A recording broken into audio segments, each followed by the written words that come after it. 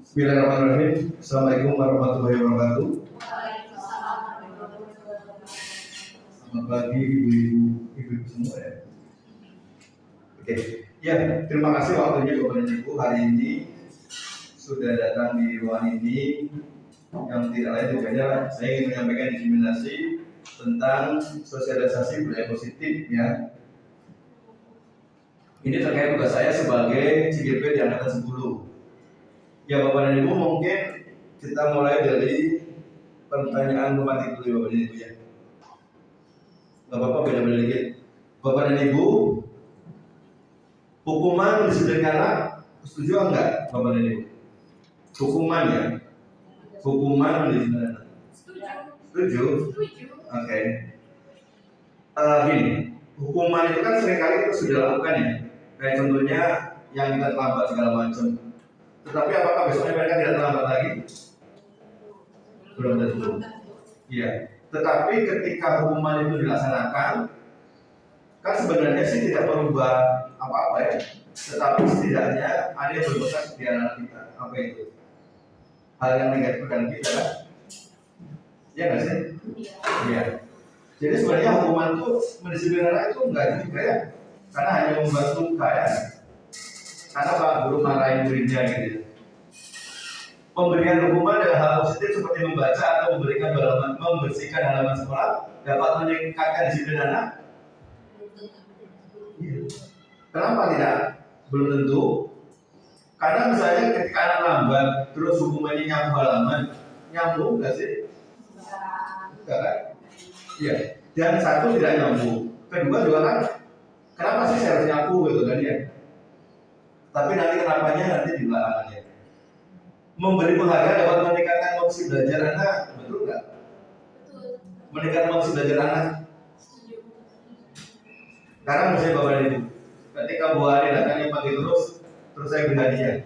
Kira-kira bisa memberi motivasi nggak Bu? Bisa. Tapi nanti suatu ketika hadiahnya itu tidak ada. Jadi artinya motivasi itu hanya bersifat internal, apa eksternal, bukan dari dirinya. Oke. Nah, hari ini kita akan coba bicara tentang disiplin positif dan nilai-nilai kebajikan yang universal. Jadi Bapak dan Ibu, sebenarnya kita semua di ruangan ini pasti mempunyai satu keinginan yang sama. Bapak dan Ibu, ketika Bapak dan Ibu bekerja di sekolah ini inginnya seperti apa sih? Pasti sama ya Pak. Ingin seperti apa kalau bekerja di sekolah ini? Iya, tapi suasananya seperti apa yang kita inginkan? Ya, menyenangkan. Kalau bisa keluarganya enak gitu ya, tidak ada saling julit-julitan gitu ya bahasanya. Tetapi kadang-kadang keinginan-keinginan itu kan nilai-nilai pasti ketika nilai-nilai universal seperti itu ya. Tetapi pada kenyataannya kan kita susah ya melaksanakan itu ya. Ada temannya ke sekolah Pak Sekolah bagus banget ya. Jalannya kreditan ya. Gitu ya. Jadi saya rasa nilai-nilai itu sama-sama, tetapi mungkin akan berubah adalah perubahannya ketika sehari-hari kita ya. Ada teori motivasi, hukuman dan penghargaan serta restitusi. Tidak ada kelas, untuk dasar manusia dan dalam dunia berkualitas, restitusi 5 posisi kontrol dan restitusi segitiga. Jadi hari ini kita akan bicara 6 permasalahan ini ya Bapak dan Ibu ya. Oke, nih yang pertama tentang disiplin positif dan nilai kebajikan universal. Bapak dan Ibu kan dulunya berdua-dua ya. Kamu sendiri ya. Tuh ya pas ya. Lama dong. Lama dong. Bisa bergabung dulu sama sana. Sebentar. Ayo. Sekarang Bapak dan Ibu coba tuliskan sesuatu yang paling berharga menurut Bapak dan Ibu di sebuah kertas. Setelah itu Bapak dan Ibu, kertas itu Bapak Ibu pegang terapkan. Boleh tulisan ya, tulis-tulisan. Punya kertas nggak? Iya, ada itu. Ada nih.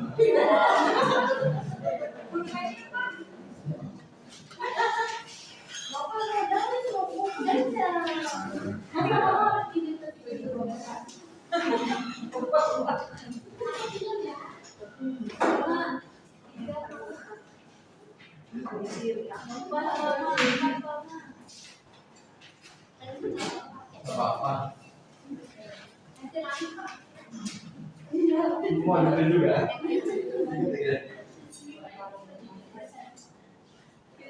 Nggak usah saya tahu, tak ada ya. Apa yang beraganya?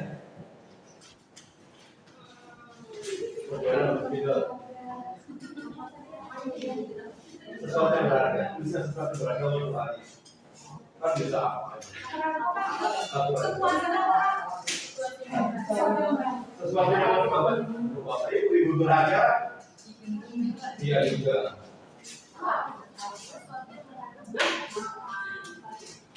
Anak berharga mah apa? Contoh ya. Ya, kalau berharga.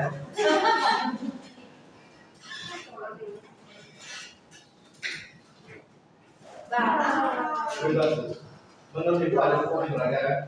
Ya, termasuk misalnya kayak anak segala macam atau kebahagiaan itu berharga.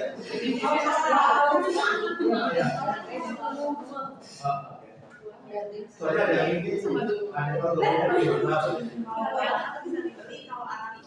Oke. Ya bebas, apa saja berharga. Oke, sudah semua. Ini nggak boleh siapa?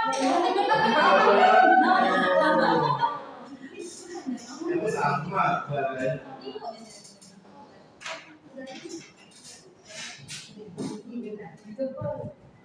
Nah, sudah semua. Nah, Bapak dan Ibu ketika sesuatu itu berada, coba dipegang erat-erat di dalam kepala. Ya, kepala. Ya. Gantian ya. Contohnya kayak begitu dengan Bu Ari. Coba Bu Ari layu bisnis suruh membuka.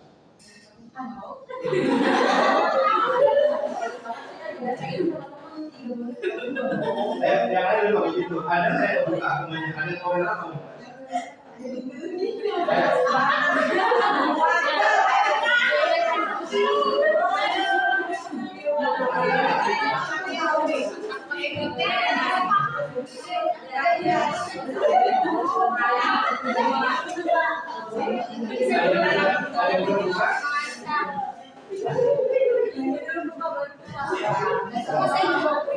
Oke, ya udah. Dari kegiatan ini, kira-kira apa yang Bapak Ibu tangkap apa?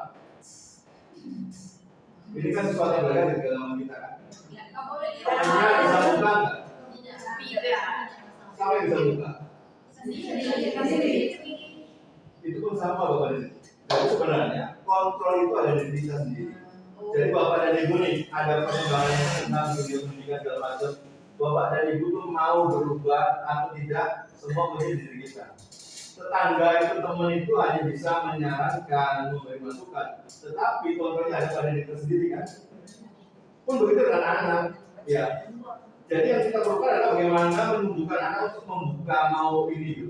Jadi segala apapun kita nih tentang mendisiplinkan anak, kalau anaknya tidak mau membuka, dia nggak bakal terbuka. Ya. Jadi kontrol itu ada di siapa? Di diri kita atau di mana? Jadi kalau kita mau maju segala macam, kitanya aja. Sebenarnya kan gini, zaman kita sekolah dulu ya, kan selalu orang tua, belajar mau ujian gitu. Tetapi kita ketika hatinya tidak bergerak mau belajar. Paling mau ketika ada orang tuanya nggak sih? Pura-pura belajar. Ya. Jadi sebenarnya bagi kita itu bagaimana menyadarkan anak bahwa sesuatu itu ya harus dari diri kita sendiri. Jadi gombal banget ketika bilang anak itu bisa kita arti kita bisa bentuk gombal. Kenapa ketika dia itu terbuka dengan agamanya, dengan keyakinannya, nggak bakal tidak akan berubah. Walau kadang-kadang itu saya mau bisa berbeda. Oh iya. Ya, itu ya. Aku lupa. Ya. Jadi ini Bapak dan Ibu. Jadi ada ilusi kontrol yang selama ini kita yakini sebenarnya itu hanya ilusi. Yang pertama adalah ilusi guru mengontrol murid. Kita tidak dapat memaksa murid untuk berbuat sesuatu jika murid tersebut memilih untuk tidak melakukannya. Walaupun tampaknya guru sedang mengontrol murid karena murid sedang mengizinkan dirinya dikontrol. Jadi kalau ada orang anak nurut sebenarnya itu hanya dia udahlah gitu ya. Tetapi sebenarnya dia dikontrol nggak? Enggak nggak apa-apa sebenarnya. Tapi hanya ketika dia mengizinkan, ya gitu ya. Saat dia bentuk kontrol guru menjadi kebutuhan dasar yang dipilih murid. Teori kontrol mengatakan bahwa semua perilaku memiliki tujuan, bahkan dalam perilaku yang tidak disukai. Nah, Bapak dan Ibu ketik ini belum. Jadi sebenarnya kuncinya ada di kontrol murid ya. Jadi ketika anak suruh disiplin datang pagi macam-macam, tapi ketika anaknya masih belum mau ya, kesadarannya belum ada ya. Gitu ya. Paling hanya bisa nakut-nakutin aja. Iya. Ilusi kritik dan membuat orang merasa bersalah untuk menguatkan karakter. Nih, menguatkan kritik dan rasa bersalah untuk mengatur murid menuju kepada identitas gagal. Belajar untuk merasa buruk tentang dirinya karena seringkali guru cukup menggunakan kata suara halus untuk menyampaikan pesan negatif. Ada yang tahu nggak? Pesannya halus tapi menyakitkan. Dia nggak marah-marah. Iya, tapi menyakitkan. Kayak contoh gini. Iya, ibu buat apa lagi ya? Gitu kan? Jadi kan seakan-akan di anak tuh merasa salah gitu ya. Itu kan halus semuanya daripada bertangsa. Jadi sama-sama menyakitkan dia sebenarnya. Kayak gitu ya. Ilusi bahwa semua penguatan positif efektif dan bermakna. Penguatan positif atau bujukan adalah bentuk kontrol. Tadi itu ya, kayak budaya itu sambil menunjukin banget bujukannya. Bujukan adalah segala sesuatu untuk mempengaruhi murid agar mengulangi suatu perilaku tertentu hanya dalam waktu tertentu. Ya tadi kayak Bu Ari. Ketika Bu Ari datang pagi, terus kita kasih hadiah, terus mungkin datang pagi lagi. Tetapi kan tidak akan berjalan ketika hilang itunya. Masa tiap hari kasih hadiah sih kan? Makanya itu. Kenapa penguatan mesin ketika dia datang pagi dikasih hadiah kan? Datang pagi kasih hadiah. Itu gitu. Ya. Padahal ketika hadiahnya hilang jadi hilang semua. Ilusi bahwa orang dewasa memiliki hak untuk memaksa. Nah ini yang kita suka salahin ya, bahwa seakan-akan kita orang dewasa ini punya hak untuk kepada anak ya, untuk memaksa kepada anak, padahal tidak ya. Buktinya Fitri sama Bu Ali itu lebih tua Ari kan, tetapi Bu Ali tidak bisa memaksakan Fitri untuk membuka sesuatu yang berharga. Berharga banget itu. Gitu ya. Iya. Boleh, nanti pernah dicontek aja kalau perubahan paradigma stimulus respon. Pernah dengar nggak? SR itu? Teori apa ya? Dulu zaman kita kecil ya. Ya. Siapa sebenarnya yang memiliki kontrol? Stimulus respon ketika mencoba membawa orang agar berpandangan sama dengan kita. Itu dulunya ya. Kalau sekarang kita berusaha memahami pandangan orang lain tentang dirinya. Perilaku buruk dilihat sebagai suatu kesalahan. Semua perilaku memiliki tujuan. Betul nggak? Semua perilaku memiliki tujuan. Ya. Kadang anak berbuat aneh itu atau menurut kita aneh itu sebenarnya ada hal yang ingin disampaikan ya. Ada hal yang ingin memenuhi kebutuhannya dia. Cuma kadang-kadang tidak tepat ya. Kayak contohnya misalnya anak lari-larian ya. Ketika anak lari gurunya ngejar, anak seneng kan? Biasanya lari lagi. Padahal belum tentu anak itu karena apa? Pernah ini nggak pernah ngobrol nggak? Kenapa sih kamu lari gitu? Karena ketika anak lari-lari dikejar gurunya, kan jadi sebenarnya oh ternyata guru menurut saya gitu ya. Dan ada kebutuhan yang dipenuhi. Mungkin di rumahnya nggak pernah diperhatikan, makanya cari perhatian. Ya, jadi gitu. Orang lain bisa mengontrol saya, itu gombal ya. Sebenarnya tidak bisa, hanya diri kita sendiri yang dapat mengontrol kita.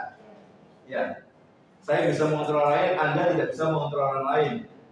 Pemaksaan ada pada saat rujukan gagal. Betul nggak? Ya, dipaksa kayak tadi boleh maksa Fitri ya. Tarik ini kita nggak bisa.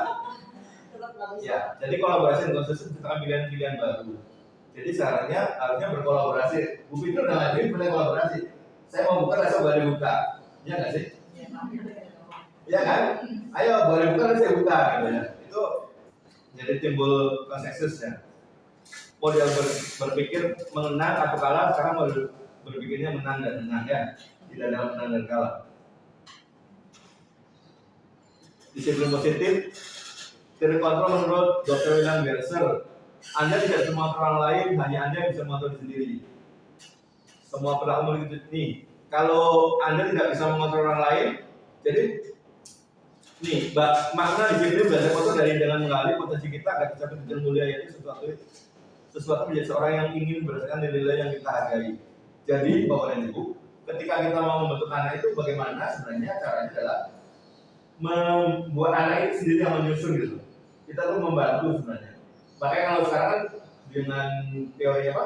Filosofi keagamaan itu bahwa kita itu bukan membentuk ya, tetapi kita menuntun anak-anak sesuai dengan kodratnya gitu. Tapi kadang-kadang kita suka ini, kita yang sok tahu ya. Saya kan tahu yang terbaik buat kamu gitu. Jadi sekarang, ayo kamu kesini pernah anaknya ke situ. Pernah dengar lihat nggak yang apa? Sindiran pembelajaran kita itu, yang maunya suruh belajar manja atau apa itu, ikan suruh belajar terbang gitu. Pernah lihat itu nggak sindiran itu? Nah itu sebenarnya artinya apa? Bahwa setiap kita diri manusia kan unik ya, punya ke potensi beda-beda gitu. Jadi kalau misalnya ikan ya jadi jangan terbang gitu, tapi berenang gitu, akan optimal gitu ya. Semua perilaku memiliki tujuan. Jadi Bapak dan Ibu katanya di teori motivasi itu ada 4 ya Bapak dan Ibu, yang berasal dari luar dan dari dalam diri kita. Yang pertama adalah ketika kita disiplin itu tujuannya adalah untuk menghindari hukuman. Apa yang contohnya? Anak datang ke sekolah tepat waktu supaya apa? Tidak dihukum. Jadi hanya dia disiplin tetapi karena takut dihukum. Atau kita di guru-guru pada datang pagi takut potongan. Ya kan berarti dari luar ya. Untuk mendapatkan imbalan. Oh ya, ketika kita datang pagi-pagi, maka kita mungkin bisa aja dapat ujian segala macam ya. Itu dari luar. Nah, yang berikutnya adalah ketika kita disiplin terhadap sesuatu itu untuk bahagia diri sendiri, benar nggak? Jadi harganya Bapak dan Ibu, ketika Bapak dan Ibu datang ke sekolah dengan tepat waktu, sebenarnya Bapak dan Ibu sebenarnya menghargai diri sendiri ya, karena memposisikan dirinya bahwa saya memang tidak mau merugikan orang lain gitu ya. Karena ketika Bapak dan Ibu terlambat, sebenarnya bukan hanya diri kita yang rugi, tapi itu juga tidak menghargai orang lain. Orang lain juga kenapa tidak bisa gitu. Atau misalnya dalam suatu kegiatan kita terlambat, sebenarnya kita udah mulai, kita datang, apa yang terjadi? Pasti agak mengganggu kan? Artinya tidak menghormati orang-orang yang lain. Jadi sebenarnya datang tepat waktu itu bagian dari menghargai diri sendiri. Dan yang paling penting adalah ketika itu timbul, disiplin timbul berdasarkan nilai-nilai kebajikannya, itulah baru yang dari dalam diri kita sendiri. Bahwa kita datang ke sekolah itu bukan karena saya takut ditunggu kepala sekolah, bukan karena malu dengan teman-teman, tetapi saya datang ke sekolah karena dari saya adalah guru, saya adalah tauladan buat murid-murid kita. Ketika itu timbul dari dalam diri, itu adalah berarti kita sudah memiliki nilai kebajikan yang besar. Kebajikan yang besar tadi kan tidak mau apa? Salah satunya datang menghargai diri sendiri, menghargai orang lain, itu nilai besarnya ketika kita datang tepat waktu. Nah, model berpikir menang-menang, kolaborasi dan komersi menciptakan pilihan baru sebagai berikut. Jadi Bapak Ibu katanya, ketika seorang guru itu ada tipe guru nih, ada sebagai penghukum, pembuat rasa bersalah, teman, pemantau dan manajer. Kalau penghukum, anak berbuat salah, ya sudah sama dengan dihukum, ditegur segala macam. Kalau pembuat rasa bersalah itu tadi, dia sih nggak marah-marah, tetapi kalimat dia itu membuat si anak tadi menjadi serba salah ya. Ibu harus bagaimana lagi? Kamu kok ini gitu ya. Itu yang bersalah. Tetapi kadang-kadang juga ada seperti temannya. Apa-apanya itu nggak apa-apa kamu terlambat, nanti bapaknya lulus teman. Ada juga pemantau, liatin aja gitu ya. Nah, yang dari kelima ini adalah sebagai manajer. Jadi kenapa manajer? Ketika anak berbuat salah itu diajak bicara ya, harus tahu kenapa. Tadi kan bahwa setiap perbuatan pasti ada tujuannya. Jadi ketika anak salah pun itu sebenarnya hanya dampak ya. Tapi ketika kita pengen tahu kenapa kamu terlambat, itu baru sampai level manajer ya sikapnya. Jadi bisa ada anak lambat ditanya kenapa kamu terlambat gitu kan. Jadi tidak perlu marah, tetapi si guru pun tahu kenapa anak itu terlambat dan coba ditanya kembali kepada anak bahwa terlambat itu perbuatan seperti apa, maksudnya benar atau tidak. Jadi bahwa terlambat itu salah bukan guru yang menyebutkan, tetapi bagaimana anak yang menyebutkan. Jadi akan timbul kesadaran dari diri anak untuk tidak terlambat. Terus realitas kebutuhan kita berbeda, kita bisa memahami pandangan orang lain tentang dunia. Setiap orang memiliki gambaran berbeda. Kebutuhan dasar bertahan hidup, penguasaan, kasih sayang dan diterima, kesenangan dan kebebasan. Jadi kebutuhan dasar manusia itu. Jadi apapun tindakan kita atau tindakan anak-anak itu pasti tidak lepas dari itu. Bertahan hidup. Mungkin ada beberapa anak kita ya yang katanya siapa namanya? Yang dulu Julia. Mungkin dia tidak sering terlambat sih datang ke sekolah segala macam. Mungkin dia masih tahap bertahan hidup ya. Artinya dia harus ngamen dulu segala macam. Kalau dia tidak ngamen, dia tidak dapat duit, sama dengan tidak dapat koordinasi gitu ya. Berarti dia masih tahap bertahan hidup. Jadi kenapa Julia sering datang lambat? Karena dia pada posisi bertahan hidup ya. Tapi kalau penguasaan, kebutuhan penguasaan supaya dia lebih diakui segala macam, kan kita seperti itu. Dia pengen berkuasa gitu. Ketika kebutuhannya tidak terpenuhi, dia bisa aja ke teman-temannya itu menjadi apa? Kalau zaman sekarang bully, supaya ini loh gue ya, yang saya sendiri segala macam. Itu ya penguasaan, kekuasaan. Nah, kasih sayang dan rasa diterima dari tadi contohnya. Kalau misalnya anak tiba-tiba nangis ya, padahal dari tadi nggak ngapa-ngapain, kita mungkin nangis ya. Mungkin dari perhatian segala macam ya. Jadi pengen rasa diterima. Kesenangan ya, misalnya ini kesenangan yang bawa hidup. Misalnya ada anak suka GL ya. Ketika dia jadi temannya nangis dan dia ketawa, itu berarti dia mencari kesenangan kan? Oh, dia senangnya seperti itu gitu. Dan itu jadi mungkin senang. Ketika ada temannya nangis dia senang. Kebebasan, ya nggak mau saya belajar gitu aja, di kelas aja gitu. Pengen aja dia berulang ya. Padahal tujuannya dia pengen, aku udah bosan gitu dengan pelajaran seperti ini, yuk sekali-kali kemana gitu. Nah itu sebenarnya kelima itu adalah sebagai dasar kebutuhan dasar manusia. Ketika 5 dasar kebutuhan manusia tidak terpenuhi, maka akan timbul sifat-sifat itu, sifat-sifat yang menurut kita buruk, atau sebenarnya sifat-sifat buruk yang dilakukan anak juga dalam rangka pemenuhan kebutuhan itu. Jadi makanya kita kalau bisa tuh jangan gampang marah gitu ya, belum tahu masalahnya apa. Jadi contoh gini, ketika anak dia suka lari ketika di kelas, dan itu tujuan dia begitu adalah ingin mendapatkan kasih sayang dan rasa diterima. Artinya ketika lari anak kejar. Nah kalau itu kan bisa apa sebelum terjadi kita yang dulu langsung memberikan gitu. Jangan sampai anaknya berulang dulu baru kita berikan. Ya, kan lebih baik seperti itu, jangan sampai buat lari padahal kebutuhan dia itu sebenarnya pengen diperhatikan. Jadi sebelum dia lari ya kita perhatikan dulu kan. Jadi sehingga tidak perlu lari lah untuk mendapatkan itu. Kayak kesenangan segala macam. Jadi kayak misalnya tiba-tiba nangis, nah apa nggak jadi temennya ya? Yang kita beresin tujuannya apa dia nih berbuat seperti itu, tujuannya apa? Apakah dia mencari kesenangan segala macam? Nah, kalau mencari tujuan mencari kesenangan, ya jangan sampai menjadi teman membuat dia senang, tapi carilah kegiatan yang lain yang menyenangkan juga. Jadi diganti gitu. Jangan menjadi teman itu suatu kesenangan, tapi apa sebenarnya hobi yang lain gitu. Kebebasan misalnya ketika anak dia berulah buruk itu karena hanya mencari kebebasan, kita juga tahu sebenarnya apa karena anak itu bosan di kelas segala macamnya. Jadi cari gitu sehingga tidak perlu anak itu berulah baru kita ini gitu. Jadi prinsipnya adalah itu 5 itulah yang akan mempengaruhi kita ketika berbuat atau melakukan sesuatu ya. Nah kalau kita tahu anak apa sih tujuannya apa sih anak begini, mudah-mudahan harapan kita untuk memanage anak itu tidak harus sampai begitu ya. Jadi kalau anak suka lari, oh dia pengen perhatian, ya sebelum dia lari kita perhatikan dulu ya. Oke? Nah ini pokoknya itu. Makna disiplin berasal dari bahasa Latin disiplinnya yang artinya belajar. Makna asal kata ini berfondasi dengan disiplin diri dan dari murid-murid Sokrates dan Plato. Disiplin diri membuat orang menggali batas menuju sebuah tujuan apa yang dihargai. Jadi Bapak dan Ibu, sebenarnya kalau makna disiplin itu bukan sesuatu yang teratur ya. Kalau menurut pengertian dari bahasa Latin itu sebenarnya disiplin itu belajar.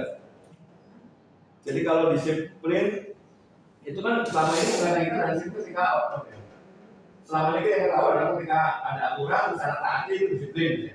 Padahal kan disiplin dari belajar. Namun dalam budaya kita, maka disiplin telah berubah menjadi sesuatu yang harus dilakukan seorang pada orang lain. Untuk mendapat kepatuhan, kecenderungan umum adalah hubungan kata disiplin dengan ketidaknyamanan, bukan dengan apa yang dihargai untuk mencapai suatu tujuan yang mulia.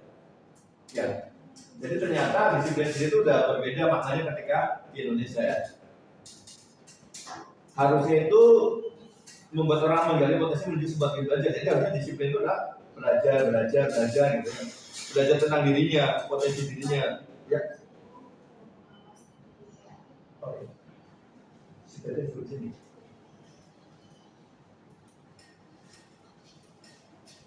Nah, nih. Kebanyakan orang menghubungkan kata disiplin dengan kata tertib, teratur, dan kepatuhan pada peraturan. Kata disiplin juga sering dihubungkan dengan hukuman, pada jelas berbeda. Karena belajar disiplin positif tidak harus dengan memberi hukuman. Justru itu adalah salah satu alternatif terakhir dan bila perlu tidak digunakan sekali. Ki Hajar Dewantara mengatakan bahwa untuk mencapai kemerdekaan atau dalam konteks pendidikan kita saat ini, untuk menciptakan murid yang merdeka, syarat utamanya adalah anak harus disiplin yang kuat. Disiplin diri yang dimaksud adalah disiplin diri yang memiliki motivasi internal. Jika tidak memiliki motivasi internal, maka kita memerlukan pihak lain untuk mendisiplinkan kita atau memotivasi eksternal. Karena berasal dari luar, bukan dari dalam diri sendiri. Ya. Sampai sini ada yang mau nanya nggak? Karena beda ya banget ya dengan kayak yang kita selama ini kan. Karena kalau kata disiplin diri maksudnya disiplin diri yang memiliki motivasi internal. Jadi cita-cita sebenarnya adalah Bapak Ibu membangun bagaimana murid-murid kita itu memiliki motivasi internal. Kenapa sih harus sekolah gitu ya? Jadi itu yang kadang-kadang kita tidak bisa menjelaskan kepada anak-anak. Karena jujur ya Bapak Ibu, ketika kita melakukan sesuatu tidak punya tujuan, tidak punya alasan, semangat nggak sih? Enggak kan? Nah kadang-kadang makanya kenapa saya selalu bilang ketika saya di kelas, sampaikan dulu tujuan pembelajarannya. Nanti ketika selesai itu mau bisa apa? Sampaikan dulu kenapa? Supaya anak-anak punya gambaran ya. Nanti setelah ini bahwa saya nanti bisa ini, bisa itu gitu. Nah, supaya harapannya adalah apa? Anak-anak termotivasi untuk ini, tapi kalau tidak tahu tujuannya, kayak misalnya contohnya saya, yuk Mai, kita ke Monas gitu. Tapi saya nggak pernah jelasin untuk Monas mau ngapain, kira pasti semangat ya. Sementara Mai udah biasa Monas gitu. Ya sama aja paling gitu doang kan. Jadi kalau mau itu karena main mau karena takut, bukan karena kesadaran sendiri bahwa oh iya.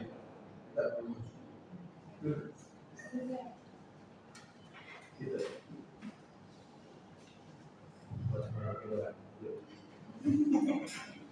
Ya. Nah tugas kita dari itu bahwa sebenarnya adalah bagaimana membangun anak-anak itu mempunyai motivasi dalam dirinya bahwa belajar itu adalah sesuatu yang menyenangkan, yang akan berguna buat kita. Baru nanti akan semangat. Nah ini, jadi merdeka menurut Ki Hajar Dewantara adalah merdeka itu artinya tidak hanya terlepas dari perintah, akan tetapi juga cakap membuat memerintah diri sendiri. Nah sekarang ya, jadi kalau selama ini merdeka belajar ya suka aja, udah merdeka nggak gitu ternyata ya. Justru harusnya ketika kita bisa merdeka dalam belajar, artinya ketika kita ingin belajar, ingin ilmu itu tidak harus disuruh. Artinya udah dalam diri kita punya kesadaran bahwa ini saya butuh, bahwa saya itu perlu. Nah, jadi dari dalam kita sendiri. Dan itu sudah dibuktikan oleh Bapak Ibu semua, ibu-ibu semua kan. Ketika Bapak dan Ibu itu ngerjakan PMM aja, nggak disuruh kan? Ya kan, dan disuruh kan ngerjain sendiri-sendiri kan? Nah itu artinya Bapak Ibu sudah mau memerdekakan diri gitu. Tidak perlu disuruh untuk kerjaan PMM, tapi sudah mengerjakan sendiri gitu. Nah, itu artinya merdeka, memerdekakan diri sendiri ya, tidak diperintah orang lain. Nih, nilai-nilai kebajikan universal. Setiap perilaku atau perubahan memiliki suatu tujuan yang tadi ya. Jadi mau tujuan apa, perbuatan negatif maupun yang positif sebenarnya sama. Ada tujuan yang ingin dicapai sebenarnya. Setidaknya memenuhi kebutuhan itu maka ini. Nah kadang-kadang di anak kita itu kan dia ingin tetapi dia tidak ngerti bagaimana aja ya situ. Menurut kita wah itu anak nakal, anak gila gitu. Padahal ya kadang tidak pengertian kita memahami mereka sehingga mereka menunjukkan perilaku yang negatif tadi. Dengan menaikkan nilai kebajikan yang dari seseorang, maka motivasi intrinsik akan terbangun sehingga menggerakkan motivasi dari dalam untuk dapat mencapai tujuan mulia dengan Gianni Gosen 1998. Nilai-nilai kebajikan yang ingin dicapai setiap anak Indonesia dikira dengan produk Pancasila. Jadi di Indonesia itu kan ada dengan karena digumul-gumulkan kan profil belajar Pancasila. Jadi yang ingin dicapai adalah nilai berikutnya beriman, takwa kepada Tuhan, beragam mulia, mandiri, benar kritis, berkebinekaan global, bergotong royong dan baik. Ini adalah nilai kebajikan yang ingin dicapai oleh setiap anak Indonesia. Jadi harusnya Bapak Ibu ketika menyusun pembelajaran kelas pun nggak jauh-jauh dari ini gitu. Apa yang kita susun itu ada nggak jauh-jauh dari sini. Dan alhamdulillah hampir semua kan kita seperti ini ya. Kayak beriman, setiap pagi kita baca doa ya. Di kelas pun sama, mandiri, benar kritis, berkepentingan global. Okay.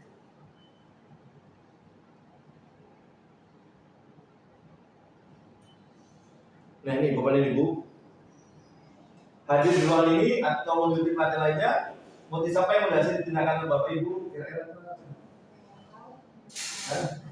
kan ada juga yang takut yang dari Bapak ya. Iya kan? Oke. Nah, oke. Ya, baik, kamu apa di sini? Kamu motivasi juga? Alhamdulillah. Berarti sudah mampu memerdekakan ya. Nah, tuh takutnya ini nih. Bapak dan Ibu tidak datang sini takut tidak ingin ditegur kepala sekolah atau apa. Tidak ingin mendapat surat teguran, panggilan menghindari kasek, menghindari ketidaknyamanan atau hukumannya. Ini yang dari eksternal ya. Ingin dilihat atau dipuji oleh lingkungan dan mendapat penghargaan atas sebagai guru rajin, selalu disiplin, ingin mendapat imbalan untuk penghargaan dari orang lain. Ya. Ini menjadi belajar sepanjang hayat, menjadi orang yang berusaha dan bertanggung jawab, serta menghargai diri sendiri sebagai teladan bagi murid-murid kita, guru-guru kita, serta lingkungan kita. Karena saya percaya pemimpin belajar akan jadi panutan oleh lingkungan kita. Yang mana kamu, Bu Fitri? Dari empat itu, yang terakhir ya? Oh, ya. Jadi harusnya yang keempat Bapak Ibu ya. Jadi kita datang sini bukan yang dipuji. Kalau yang dipuji berarti masih dari luar ya. Kalau nggak dipuji berarti nggak datang. Kalau ada yang dipuji datang, kalau nggak ada ya itu dari luar. Harusnya kita sudah di posisi keempat ya. Ya. Dari motivasi perilaku manusia untuk menghindari ketidaknyamanan hukuman. Itu dari eksternal ya. Kayak anak-anak tuh. Jadi kalau mau hari tiap pagi anak lambat kita hukum, itu nanti kalau anak disiplin itu masih dari situ. Hanya menghindari ketidaknyamanan atau hukuman. Jadi ketika gurunya mulai ya lat aja gitu ya. Untuk mendapatkan imbalan dari orang lain atau institusi. Jadi apa yang akan saya dapatkan apabila saya melakukan apa, pengen imbalannya apa. Nah yang benar adalah untuk menghargai diri sendiri. Saya akan menjadi orang yang seperti apa bila saya melakukannya. Ini baru motivasi internal. Nah, jadi tujuannya adalah tujuan disiplin dosen ini untuk menghargai diri sendiri ya. Nih, dihukum oleh penghargaan jangka panjang, jangka pendek. Penghargaan hukum, penghargaan mulai ketepatan, penghargaan tidak efektif, penghargaan merusak hubungan. Ini maksudnya apa nih penghargaan merusak hubungan? Ada yang ngerti nggak? Penghargaan merusak hubungan. Jadi kan kalau penghargaan itu kan tidak semua dapat ya, paling beberapa orang. Nah itu dia. Ya, jadi kalau selama bertahun-tahun buat terus penghargaan, kan baru nggak gitu ya, buat terus sih. Nah, jadi gitu. Jadi sebenarnya penghargaan itu bisa merubah hubungan juga. Dihukum oleh penghargaan menurunkan kualitas, mematikan penghargaan.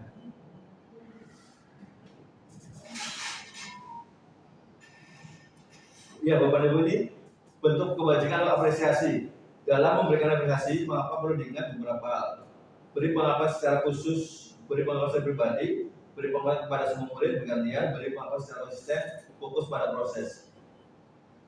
Bapak dan Ibu pasti kan ketika anak kita berbuat sesuatu, kita sering ngomong bagus ya.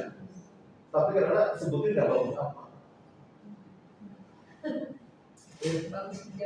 Iya, ya kan artinya. Jadi maksudnya gini, ketika kita memberikan apresiasi itu, tolong sampai jelas itu loh, tidak PHP. Bagus apa namanya? Muridnya siapa? Patir. Jadi patir bagus sudah bisa duduk dengan tenang. Jadi anak dalam sini kan, oh saya duduk dengan tenang, maka saya dapat bagus. Jangan bagus patir, good job. Good jobnya apa gitu ya. Jadi harus jelaskan kami detailnya itu harus jelas. Supaya anak rekam bahwa ketika saya duduk dengan bagus, maka saya dapat keputusan bagus karena ini gitu. Jadi mudah-mudahan dia akan meletakkan. Prinsip pengawasan pribadi kan tadi disebut namanya. Patir kan beda dengan si Udin gitu ya. Oh berarti patir itu saya gitu. Nah, kepada semua peserta didik, karena jujur ya, pasti di sekolah itu kan ada yang dominasi ya. Tetapi bukan berarti anak itu nggak bisa. Tinggal dikondisikan saja apa sesuatu apa yang karena si itu yang kata kita jelek itu bisa berprestasi juga. Misalnya apa ya? Setidaknya pasti ada kelebihannya ya. Misalnya dianya gitu. Kayak misalnya dia nggak bisa jawab terus, salah kalah duduk tenangnya kan bisa. Atau misalnya menghargai temennya kan bisa. Jadi maksudnya kita ya kalau menghargai terserah kita kan.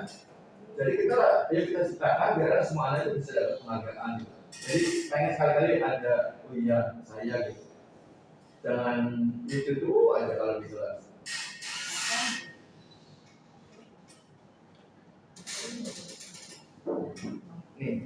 Ini contoh pemahaman atau sequential pembukanya. Kemarin saya perhatikan rasa empati besar sekali pada saat menolong murid baru di kelas kita. Situasinya gitu ya.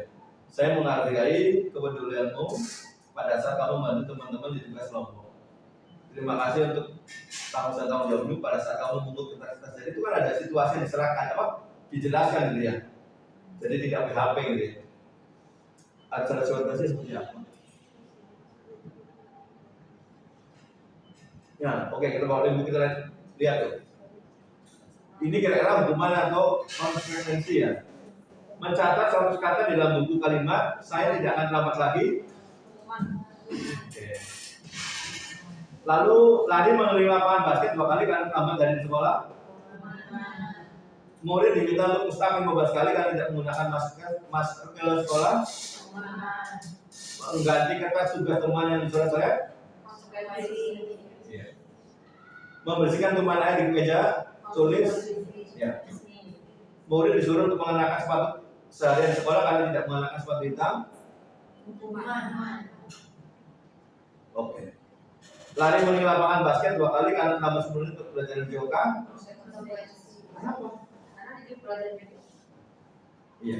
Artinya lari itu bagian dari pelajaran itu kan. Iya. Artinya mungkin teman-temannya udah berlari dia belum kan gitu. Iya. Ya, benar nggak? Sama kan hasilnya? Ya.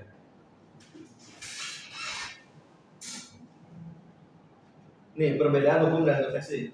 Kalau hukum sifatnya apa? Bersifat tidak terencana tiba-tiba, ya. Kadang-kadang seingatnya aja ya. Kalau konsekuensi sudah terencana, sudah disepakati. Jadi makanya di kelas kan ada apa sekarang namanya? Sepakat, ya. Jadi sudah disepakati, jadi sudah tahu ketika anak lambat, oh ya saya lambat, berarti saya apa konsekuensinya gitu kan? Anak tidak tahu apa yang akan terjadi, anak tahu apa yang akan terjadi. Kalau konsekuensi itu, kayak contoh tadi ya, dia lambat 10 menit di jam olahraga, maka dia akan lari, udah tahu ya. Tapi kalau hukuman kan seingatnya gurunya dia apa gitu, makanya kadang-kadang beda-beda. Kalau hukuman tidak melibatkan anak tuh, tidak. Ya, bukan dulu. Kalau di konsekuensi adalah anak dilibatkan, jadi makanya anak tahu kan. Bersifat satu arah dari guru yang memberikan, murid hanya menerima suatu hukuman tanpa melalui suatu kesepakatan atau pengarah dari pihak guru baik sebelum dan sesudahnya. Kalau konsekuensi umumnya dibuat guru oleh anak sekolah, murid sudah mengetahui sebelumnya konsekuensi yang akan diterima jika ada pelanggaran. Gitu ya. Itu bedanya hukuman dan konsekuensi. Jadi enaknya mana Bapak Ibu? Ya. Jadi tolong dijelaskan dulu ketika anak itu ya. Kayak tadi, ketika anak menumpahkan air di meja, ya anak membersihkan wajar ya. Nah, nih Bapak dan Ibu, perbedaan hukum dan konsekuensi adalah sesuatu yang menyakitkan harus terjadi, ya kan? Pasti ada luka, ya. Kalau konsekuensi adalah sesuatu yang terjadi, membuat anak sakit, fisik maupun hati untuk jangka waktu lama. membuat anak merasa tidak nyaman dalam jangka waktu pendek ketika proses itu berjalan aja ya, tapi setelah itu selesai. Karena udah tahu ketika kamu begini maka begini gitu. Tapi kalau hukuman ya bisa jadi kesal seumur umur itu. Masih ingat namanya Igis yang sampai sekarang masih ingat sama gurunya itu? Ya, itu kan hukuman ya bagi dia. Anak membenci kedisiplinan jadi benci kan, gara apa sih dalam pagi kan jadi benci. Tetapi kalau ketika anak dijelaskan maka akan menghargai disiplin itu. Paksaan, hukuman ada paksaannya. Kalau di sana ada stimulus tanggapan. Jadi ketika kamu lambat, maka kamu begini jelas, bukan dipaksa. Mendorong anak menyakiti diri sendiri, itu nggak suka lagi. Mendorong anak agar mudah menyelesaikan diri. Konsep diri yang buruk, konsep diri yang baik. Jadi ketika anak sering dihukum, lama-lama timbul dalam diri apa sih? Iya, dan saya kayaknya saya salah dulu gitu ya. Saya orang yang salah gitu, jadi saya akan melakukan ya. Anak belajar untuk menimbulkan kesalahan, betul nggak? Karena saking takutnya dihukum, ketika salah anak jadi ngumpet ya, sama kayak kita ya. Kalau dia daripada dimarahin, kita ngaku. Tapi kalau perspektif adalah anak belajar untuk memahami peraturan. Marah, rasa bersalah, dipermalukan, rasa terjadi. Ini kadang-kadang yang tanpa kita sadari ya. Ketika kita memisahkan anak lambat itu, kadang-kadang dilihatin orang tadi. Anak-anak temannya kan jadi kayak dipermalukan gitu ya. Apalagi di luar gerbang gitu ya. Kehilangan hak untuk dibuat tidak nyaman, diasingkan untuk sementara. Jadi hanya sementara ya, di time out aja. Oke, Bapak dan Ibu, ini ada pertanyaan nih. Dalam sebuah acara pesta ulang tahun, teman Anda memesan gelas. Apakah Anda akan membiarkan dia membayar harga gelas yang dipecahkan? Iya. Ya. Ini dalam suatu pesta ulang tahun teman Anda memesan gelas. Apakah Anda membiarkan dia membayar harga gelas yang dipecahkan? Tidak. Efektifnya ya. Karena di mall juga begitu ya. Memecahkan berarti membeli gitu ya. Anda sudah berjanji bertemu dengan teman Anda, namun ternyata dia juga memiliki janji penting bertemu orang lain di tempat lain. Dan Anda terpaksa naik taksi untuk menemui teman Anda di tempat itu. Apakah Anda akan meminta teman untuk bayar taksi? Anda boleh di tempat tersebut? Tidak. Oke. Jadi sekarang kita geser ke restitusi. Bumai udah apa nih restitusi? Restitusi adalah proses menciptakan kondisi bagi murid untuk memperbaiki kesalahan mereka, sehingga mereka bisa kembali pada kelompok mereka dengan karakter yang lebih kuat. Restitusi juga merupakan proses kolaboratif yang mengajarkan murid untuk mencari solusi untuk masalah mereka dan membantu murid berkenan orang seperti apa yang mereka ingin menjadi dan bagaimana mereka harus memperlakukan orang lain. Bapak Ibu pernah dengar kan segitiga restitusi kan? Ya. Jadi ini Bapak dan Ibu, segitiga restitusi namanya. Hukuman sesuatu yang menyakitkan harus terjadi, kalau konsekuensi sesuatu harus terjadi. Kalau restitusi adalah merupakan pilihan. Ya. Tidak nyaman bagi murid, tidak nyaman untuk murid. Kalau di restitusi menguatkan untuk murid anak dalam jangka waktu panjang. Oke. Ini dibaca lah. Ciri-ciri restitusi adalah ini ciri-cirinya Bapak dan Ibu. Bukan menebus kesalahan, namun belajar dari kesalahan, memperbaiki hubungan, tawaran, bukan paksaan. Restitusi menuntut melibat ke dalam diri. Restitusi mencari kebutuhan dasar yang mendasari tindakan. Restitusi adalah cara yang paling baik. Restitusi fokus pada karakter bukan tindakan. Restitusi fokus pada solusi.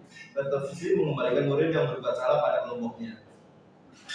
Jadi kalau Bapak dan Ibu kalau restitusi itu ya mau dilihat videonya kan?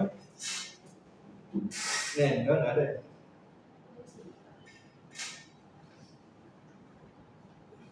Kita coba nonton videonya.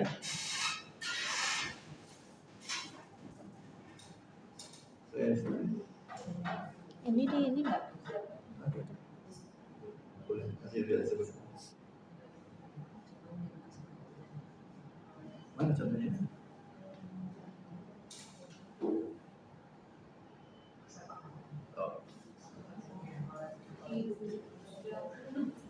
Ini Ini Bapak dan Ibu, ini contohnya reduksi.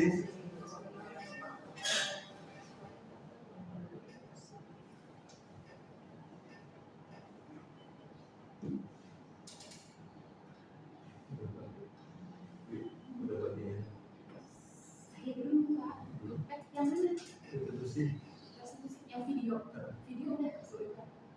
Scene-nya kayak gitu. Terdiri artinya mutabika memvalidasi dengan salah mengenai keinginan. Nih, ini contohnya Bapak Ibu ya. Contoh kasusnya adalah misalnya ada kita ngumpetin tempat pensil kan. Ini skenario-nya.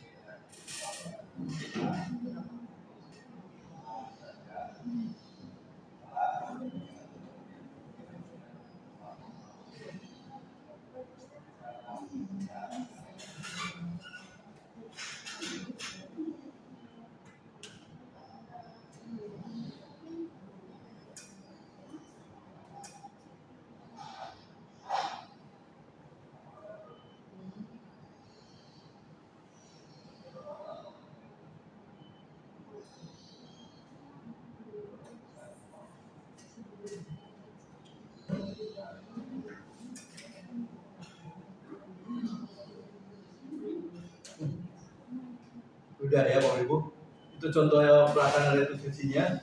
Sekarang kita lanjutkan. Mengapa tidak peraturan saja, mengapa harus yang kelas? Kenapa Bapak Ibu? Kayak contoh gini, mengapa kita memiliki peraturan harus menggunakan helm bila mengendarai kendaraan roda 2? Iya. Mengapa kita memiliki peraturan 3M, menggunakan masker, mencuci tangan, dan menjaga jarak? Mengapa kita memiliki peraturan harus datang tepat waktu pada saat mengikuti pelatihan? Iya. Jadi kan ini peraturan ya. Tetapi sebenarnya dari peraturan-peraturan ini kan ada nilai yang diinginkan sebenarnya.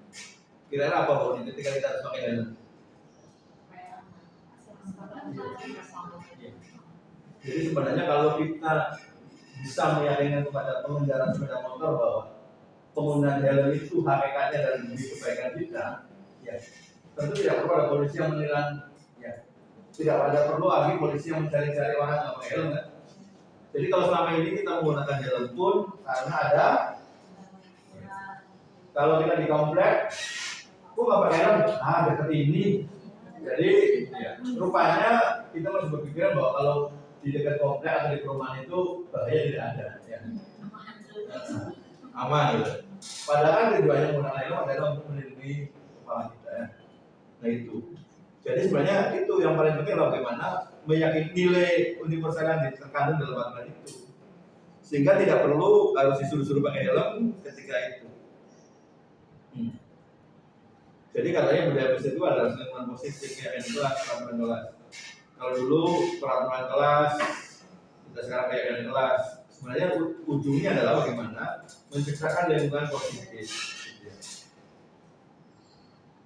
Karena sama peraturan kelas, biasanya untuk itu kan, biar tertib, ya kesepakatan bersama.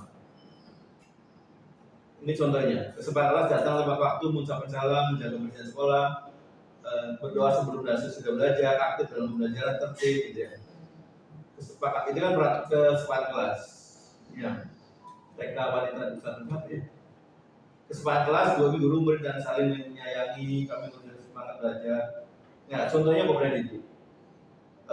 Menjaga kebersihan sekolah, gitu ya. Kalau bahasa peraturannya apa itu?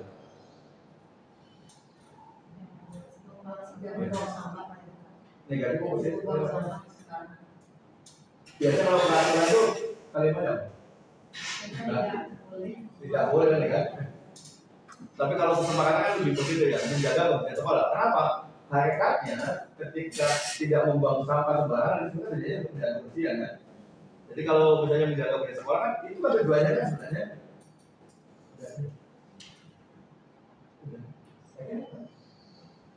Oh bisa.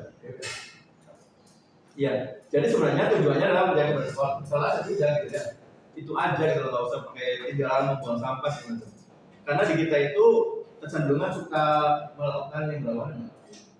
Dilarang tengok kanan gitu ya gitu kan.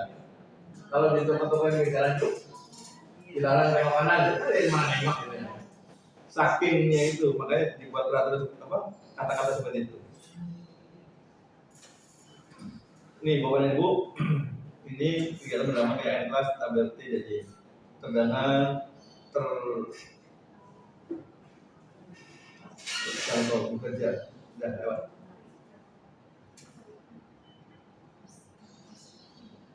Ini kegiatan tampak seperti tidak tampak seperti bersikap positif misalnya, tampak seperti tanggung jawab terhadap tugas yang diberikan tidak selesai, mandiri dalam melaksanakan kegiatan sehari-hari, selalu dibantu dalam melaksanakan kegiatan sehari-hari, bersikap disiplin, melanggar kesepakatan kelas, selalu semangat, mudah menyerah dan putus asa, berbuat baik, perilaku tidak baik, bersikap positif, tampak seperti tidak tampak seperti gitu ya.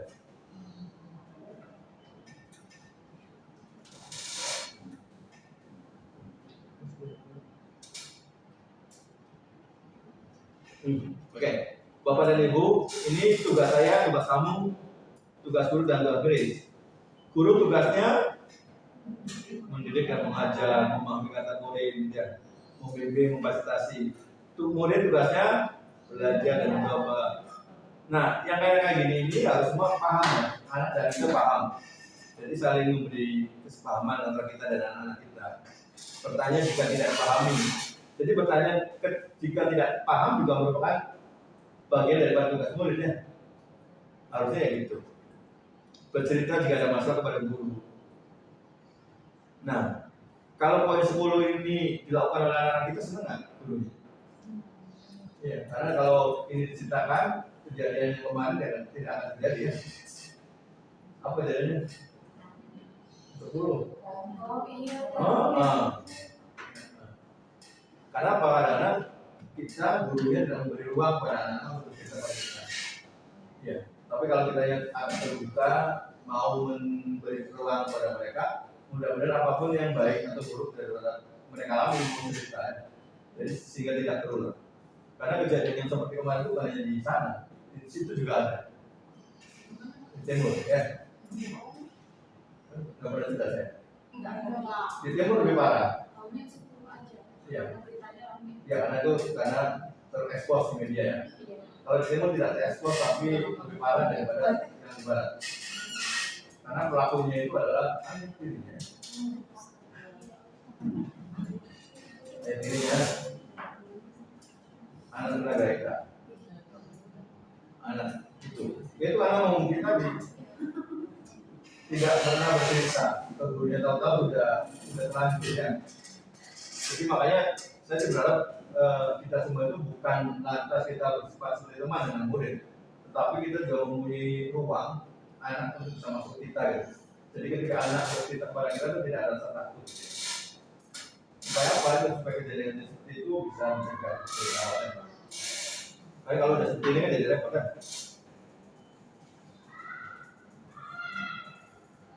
Nih tugas-tugas ketika saya dan tugas kamu. Guru tugasnya bukan menyakiti atau disakiti, memaksa kamu untuk belajar. Jadi bukan tugas guru ya, untuk memaksa anak belajar bukan tugas. Merampingkan barang murid juga bukan tugas. Ada nggak murid kita yang suka masih habis apa yang tugas juga terakhir?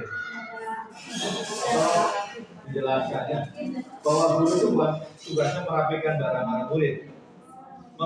Tugas guru tugasnya bukan membantu kegiatan sehari-hari murid. Guru tugasnya bukan mempermalukan murid. Guru tugasnya bukan mematahkan semangat murid. Guru bukan tugasnya untuk menghukum murid. Guru bukan tugasnya bukan memberikan perlakuan berbeda terhadap anak tertentu atau delegasi. Ya, itu bukan tugas guru, Bapak dan Ibu ya. Ada kalimat sederhana yang sangat meyakinkan anak adalah apa? Pernah ingat nggak? Yang kata di sini. Gitu aja. Ternyata itu kata yang sangat meyakinkan. Tolong ya, jangan sampai rusak di mulut kita ya. Itu aja nggak bisa walaupun ya ada lagi gitu ya. Murid tugasnya bukan menyakiti atau disakiti. Murid tugasnya bukan untuk mengeluh, merusak barang pribadi itu orang-orang lain, selalu minta bantuan orang lain, merusak suasana kelas menjadi ramai dan berisik, patah semangat atau menyerah, menerima hukuman guru, mencari perhatian guru. Ya, itu bukan tugas murid. Tugas murid yang tadi. Ya, oke. Bapak dan Ibu, ini kan peraturan nih. Peraturan yang biasa lazim ada di kelas kita ya. Kira-kira jika peraturan seperti ini kalau dirubah menjadi keyakinan kelas itu akan seperti apa?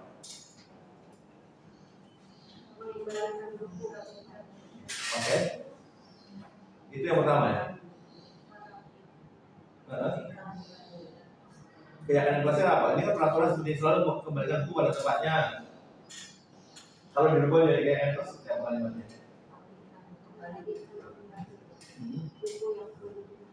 Oke. Dilarang mengganggu orang lain.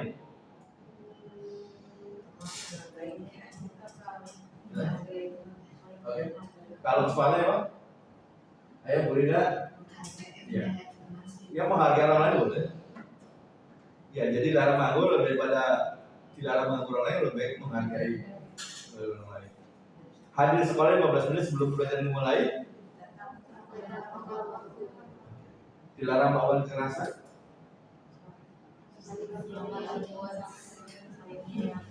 Ya. Keyakinan kelasnya adalah sebagainya. Jadi selalu mengembalikan buku ke tempatnya adalah tanggung jawab. Itu kan sebenarnya itu kan yang kita inginkan adalah dari anak-anak kita itu ini kan bahwa anak itu tanggung jawab kan. Di dalam orang lain sama. Tujuannya bagaimana kita mengharapkan anak-anak dapat menghormati orang lain. Hadir 15 menit sebelum pembelajaran dimulai adalah menghormati orang lain dan komitmen. Karena kita sudah berkomitmen bahwa kita akan masuk 15 menit sebelum pembelajaran ya. Jadi menghormati orang lain. Kenapa menghormati orang lain? Hadir 15 menit sebelum pembelajaran dimulai. Ya sama, ya. Bahwa ketika kita ini bersama dengan menghormati orang lain gitu. Bukan kita sebagai yang terhambat misalnya mengganggu gitu. Dilarang melakukan kekerasan, keselamatan, menghormati orang lain. Dilarang menggunakan narkoba itu tentang kesehatannya. Begadang dan menggembirakan menghormati orang lain, bersabar, gitu. Ya. kalau peraturan menjadi keyakinan kelas. Ini boleh dulu. Jadi apapun yang kita lakukan sebenarnya, yang dasar kita itu adalah cuma ini nih. Cuma 5 ini pokoknya itu.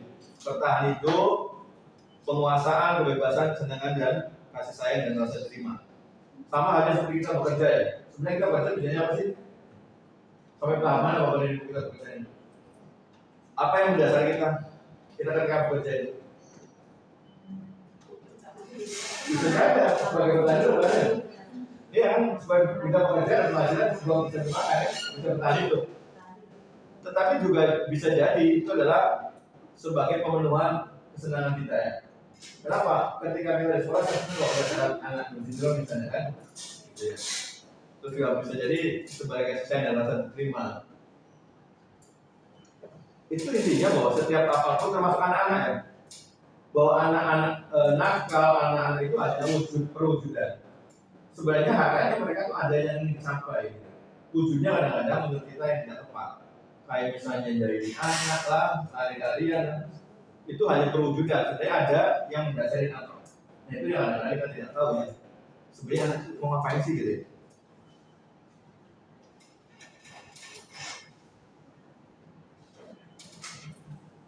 Ini posisi kontrol. Oke. Ini Bapak dan Ibu, ini contoh 5 posisi kontrol ya. Jadi guru-guru buat, kalau penghukum itu menghadik, menunjuk-nunjuk, menyakiti, menyindir. Betul nggak? Tapi kalau membuat rasa bersalah, itu berceramah dan mengatakan seharusnya ibu kecewa, itu membuat serba salah orang lainnya. Kalau sebagai teman membuatkan alasan untuk muridnya, membuatkan alasan-alasan untuk muridnya gitu ya. Jadi dibantu karena sebagai teman. Kalau pemantau menghitung dan mengukur.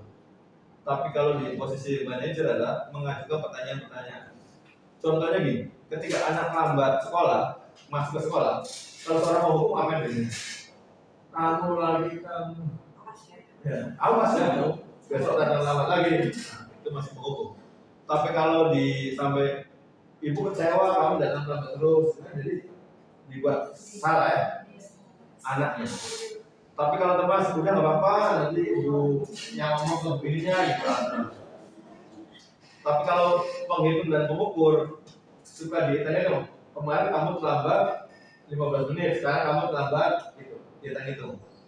Tapi kalau sebagai seorang manajer, sikapnya adalah akan bertanya, kenapa kamu terlambat hari ini? Gitu ya. Jadi pengen tahu alasannya. Karena biar bagaimanapun anak begitu pasti ada alasannya. Kalau bahasa ini apa sih yang memotivasi di melakukan bahan ini? Dan kita tahu bahwa itu. Pernah dengar itu kan cerita tentang anak yang terlambat ke sekolah, gurunya marah-marah. Tidak tahunya kalau pagi dia harus menurut orang tua yang sakit. Ya. Di video. Jadi kan artinya kan apakah menjadi guru kita menjadi sekolah yang apa? Sekolah yang apa ya? Dulu kan kita menghukum anak dia tahu betul lambat posisinya. Tetapi tidak tahu alasannya kenapa dia terlambat. Ya. Jadi apakah harus tanya dulu ya. Nih, kalau guru berkata kalau menghukum, kalau kamu tidak melakukannya awas ya, rasakan. Kalau seorang membuat salah, kamu seharusnya kamu sudah tahu ibu lelah sekali, mengatakan ibu stres. Kalau teman, ayolah lakukan dulu ibu.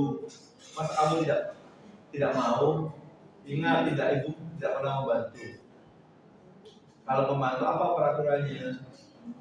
Kalau di manajer apa yang kita yakini? Apa yang kita untuk tidak memiliki masalah ini? Ya?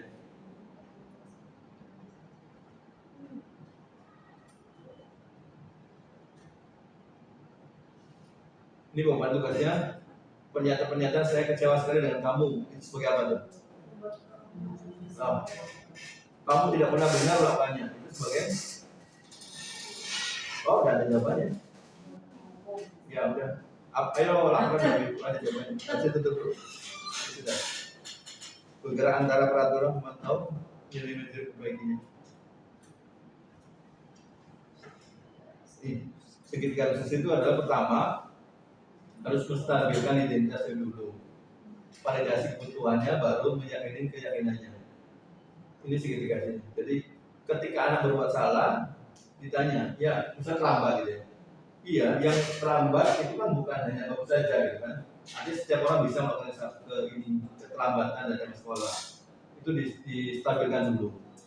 Terus baru divalidasi kebutuhannya. Ya, mengapa kamu terlambat? Bener nggak terlambat itu? Nanti yang terakhir adalah menyatakan keyakinannya bahwa untuk kamu terlambat itu benar apa salah? Ya. Terus bagaimana selanjutnya kamu akan terlambat terus atau tidak ya? Ini kan kamu bukan satu-satunya yang pernah melakukan ini.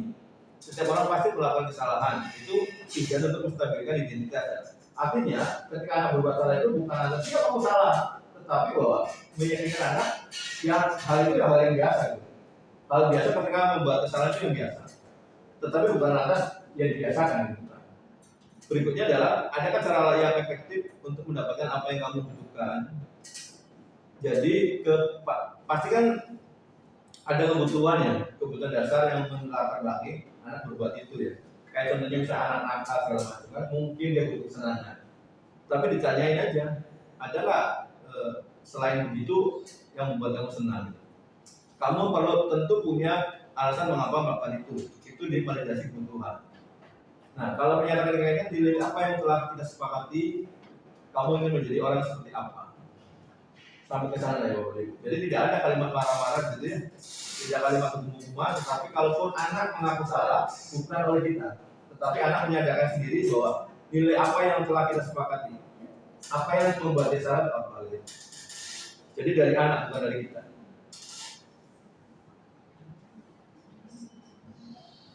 Nah, jadi langkah pertama dari segitiga sukses adalah menstabilkan identitas. Untuk membuat anak yang merasa gagal karena berbuat salah menjadi positif dalam dirinya. Jadi ketika anak berbuat salah itu jangan lantas ya kamu salah dulu gitu. Tetapi diyakinkan bahwa kesalahan itu hal yang wajar ya. Berbuat salah itu hal yang manusiawi, tidak ada manusia yang sempurna. Bapak juga berbuat salah, benar nggak sih? Iya. Kadang-kadang kita tidak adil. Contohnya apa? Lambatnya. Anak-anak begitu lambat gerbang dikunci. Urut lambat, bukain. Tidak adil kan? Iya. Artinya gitu ya. Itu menstabilkan identitas. Selanjutnya adalah validasi kebutuhan. Bantu baru mengenai basic ini kebutuhan saya yang ingin dipenuhi setiap melakukan kesalahan itu. Jadi kita coba berbicara dengan anak. Ketika anak berbuat salah itu sebenarnya inginnya apa sih yang mau dicapai? Apakah dia butuh sayang, apa dia butuh kesenangan gitu. Kamu bisa saja contoh kalimatnya. Kamu bisa saja melakukan hal yang buruk, tapi kamu tidak melakukannya kan? Kamu pasti punya alasan mengapa melakukannya. Apa yang penting bagi kamu? Ya, ini kalau mau validasi kebutuhan. Jadi, yaitu bahwa ketika anak berbuat sesuatu pasti ada hal yang mendasari gitu. Ya, ini anak berkesalahan dihubungkan dengan norma sosial dan nilai-nilai yang mendasari manusia berinteraksi dengan orang lain. Apa nilai-nilai kerja di kelas atau di sekolah? Kayak tadi itu menghormati orang lain itu kan sama. Ketika anak jahil itu berarti nilai apa yang dilanggar sebenarnya? Sebenarnya nilai apa? Menghargai teman gitu, orang lain yang dilanggar itu. Nah, ini intervensi 30 detik.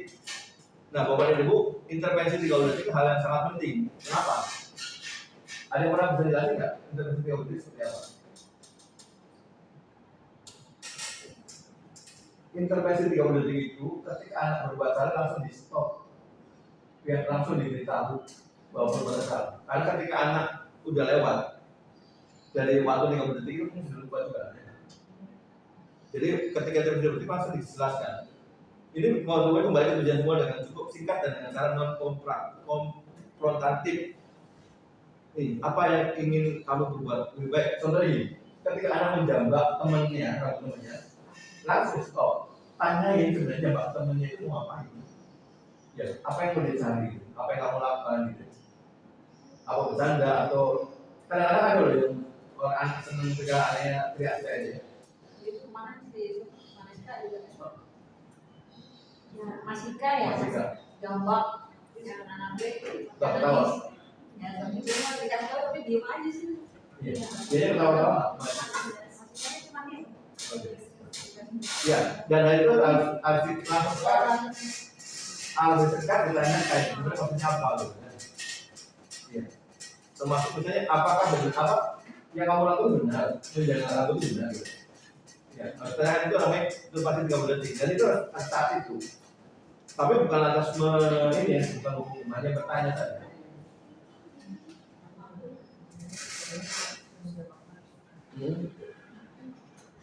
Yang tadi oleh Ibu ya. Oke. Sudah Bapak dan Ibu sampai sini ada yang mau bertanya? Ini masih belum bertanya. Emang nggak boleh?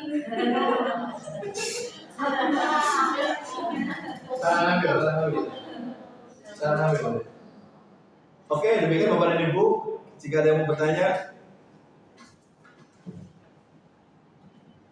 saya sih berharap ya setelah perkenalan ini, Bapak Ibu semua ya tidak lagi menghukum anak-anak ya. Ingat ya, hukuman itu hanya akan membuat luka. Tapi ya lebih baik kan, yuk diganti dengan ngobrol aja tanya. Karena apa? Akhirnya apapun yang di lapangan itu adalah dalam rangka memenuhi kebutuhannya. Ya. Dan mungkin kalau anak-anak menurut kita itu masih salah dalam cara hukumannya ya kita luruskan gitu ya. Artinya ketika menjambak rambut teman itu membuatnya senang, kan pasti adalah kesenangan yang lain ya. Maksud kita lain yang membuatnya senang itu tidak harus menjambak rambut. Gitu. Jadi kita tidak akan melarang anak itu mencari kesenangan, tetapi diganti dengan kesenangan yang positif.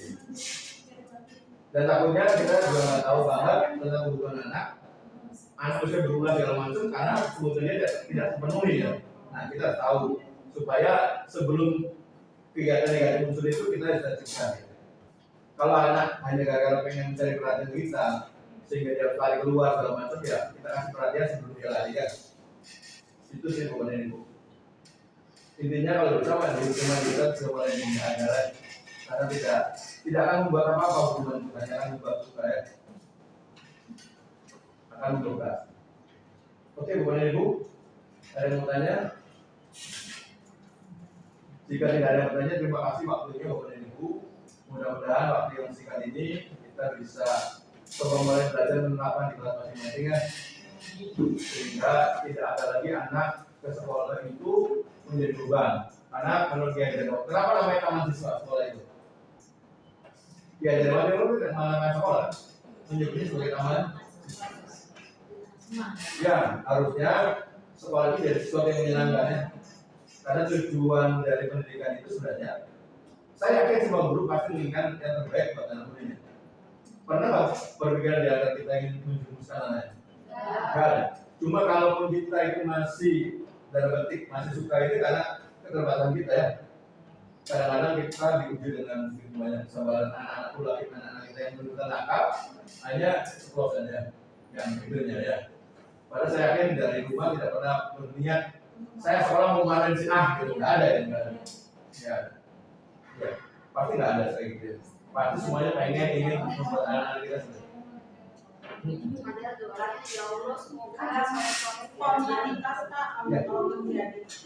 Iya, itu yang spontanitas itu yang tadi kadang-kadang uncontrol kita ya. Karena secara normalnya kita tuh pasti punya nilai positif. Bahwa kita ingin menyenangkan anak, bahwa kita ingin membantu anak, gitu ya. Itu pasti. Tetapi ketika situasinya yang begitu, hanya itu yang kita sebutkannya. Jadi mudah-mudahan besok harus lebih tambahnya dikalikan 2. Ya. Sahabat. Kadang kalau saya pribadi kalau misalnya anak itu menyakiti anak dan itu saya yang paling spontanitas saya marah gitu. Iya. Karena artinya Bu Ella itu sudah mengaku bahwa anak mudinya itu bukan sekadar anak murid lagi, bahwa anak-anak Bella itu adalah anak Bella. Jadi ketika anaknya disakiti pasti kita merasa tersakiti gitu. Iya. Tetapi Bu Ella juga harus ingat bahwa yang menyakiti juga anaknya Bella. Iya itu. Jadi artinya kalau Bu Ella ini, ya toh ini juga anak ibu gitu ya. Jadi sama halnya ketika kita adiknya kakak berantem, so kita mau bela siapa? Ya kan? Jadi kalau kita kalau anak ini tersakiti sama anak yang saya suka apa kan langsung Iya. lepek juga ya, kan tangannya yang jabat tuh apa ya gitu. Jadi kita lepek gitu. Iya. Nah sekarang refleksnya itu kita ganti menjadi intervensi 30 detik. Jadi ketika ada nyabak, diangkat, misalkan ditanyakan, maksudnya apa? Tanya, tujuannya apa? Apa kamu ketika menjabatkan menjadi kamu menjadi senang gitu? Walaupun anak itu misalnya kelas 1, C1, tetap pelayanannya harus seperti yang sudah besar. Sebenarnya kan sama, kalau dia ngobrol, bapak dan ibu pernah sini. Pada malam punya bayi kan? Pernah nggak direspon sama bayinya? Direspon sama bayi loh. Tapi bapak dan ibu nggak pernah katakan ngomong terus ya. Mau nyawa buka bodo amat dia ngomong terus. Itu. Jadi apa bu ya? Ketika anak melakukan salah dipisahkan, coba ditanyakan. Nyawa atau tidak, artinya setidaknya anak tahu bahwa ketika anak yang menjabat pengertian misalnya, itu kan bela senang ya. Dan ketidaksenangan bela itu tidak diungkapkan dengan perilaku bela yang akan menyakiti anak yang berbuat itu.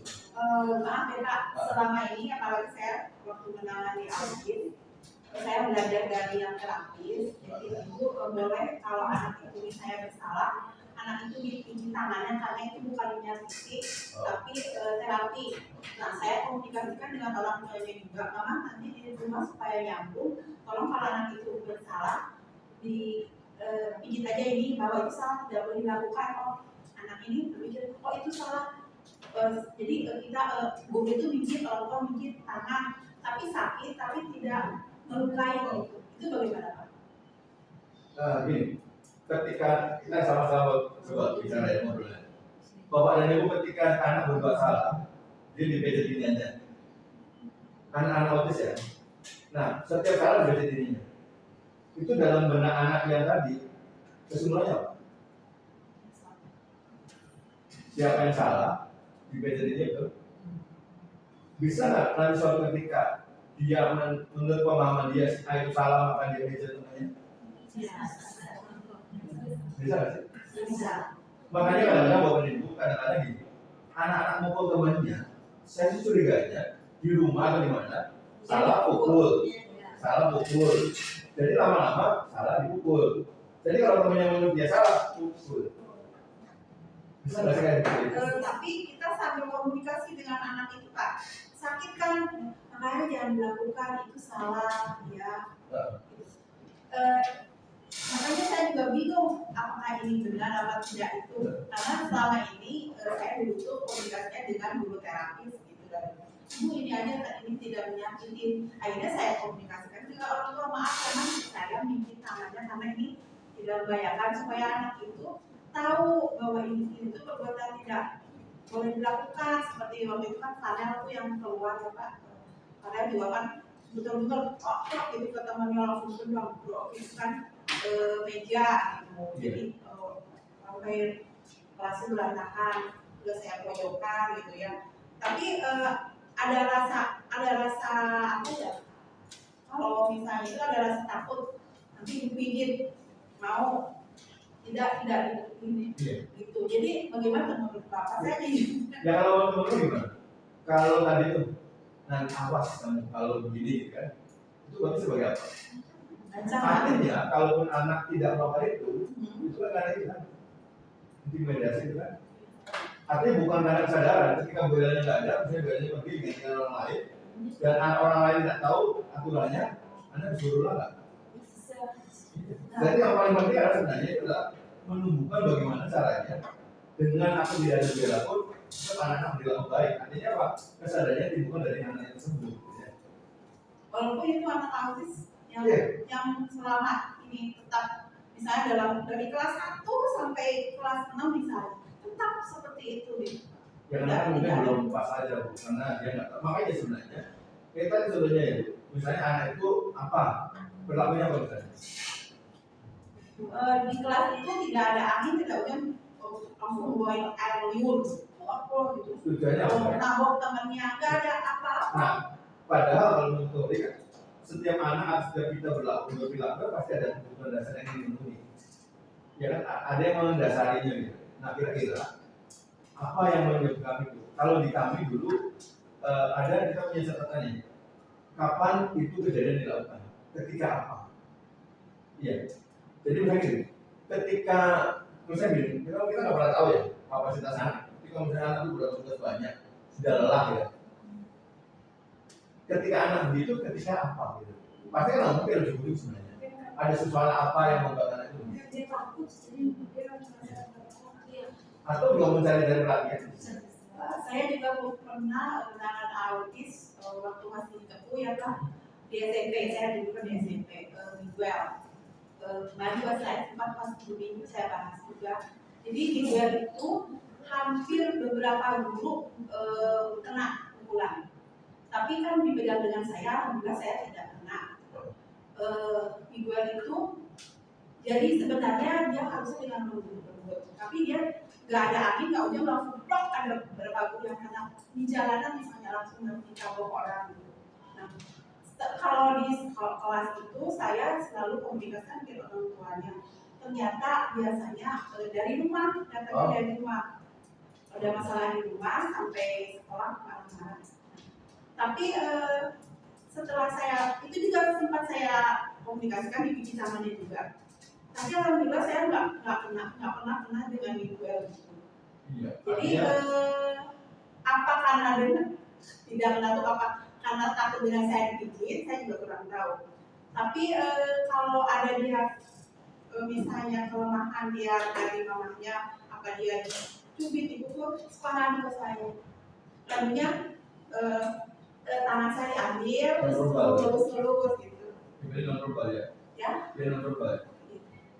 Non verbal berarti ribuannya? Tidak bisa, iya tidak. Iya berarti non verbal. Iya. Iya. Ya, artinya perlakuan itu tidak terima juga. Sebenarnya berarti Bu Elvi bisa memprediksi kan? Ketika suasana berangkat dari rumah sudah tidak benar, maka di sekolah akan begini. Makanya harusnya si orang tua itu harus sekolah kita. Bagaimana suasana hati di rumah ketika ke sekolah? Ketika orang tua itu melaporkan ke gurunya, artinya guru lebih prepare kan? Nah itu Nih, kalau Pak, iya Bu, betul. hari ini kayaknya lagi nggak bagus di moodnya nih. Betul. Kan berarti Bella kan bisa lebih tebal ya ngasih bentengannya gitu. Ya Sehingga orang tidak tuanya akan terlalu. betul, orang tuanya selalu terbuka dengan saya. Nah kalau yang Farel itu waktu itu memang dengan saya tidak ada masalah. Waktu itu keluarnya kan bukan dengan saya.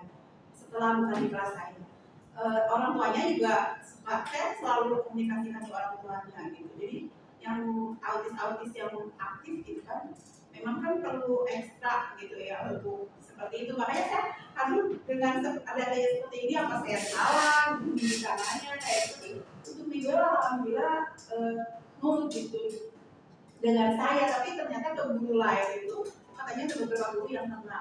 Bahkan ada yang setiap hari tuh guru itu kena terus. Lucu ya. Iya, lucu. Dia pengen itu ya.